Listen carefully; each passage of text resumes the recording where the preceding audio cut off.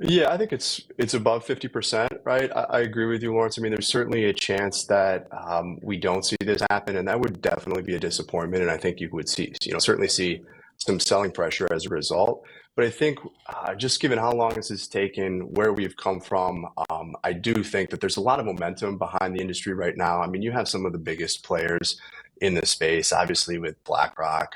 People can speak to Larry Fink's connections.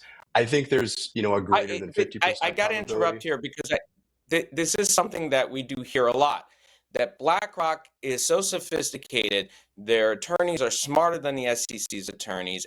But at the same time, BlackRock has to come up against not just the SEC's attorneys, they also have to come up against a guy who taught the class about crypto at MIT, who now runs the SEC.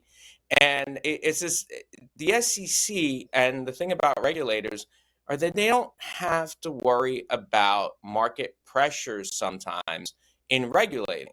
Because if they say, look, we don't like something, we're not going to approve it no matter what. Like, we don't care that trillion-dollar asset managers want it.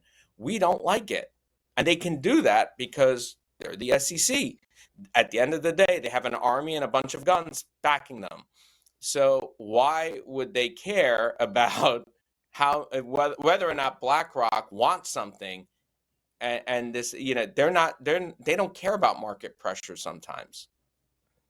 Yeah, absolutely. I mean, I don't disagree with that. I think in that case, then, maybe we just have to wait this out. I do think there is a higher probability that we see this approved.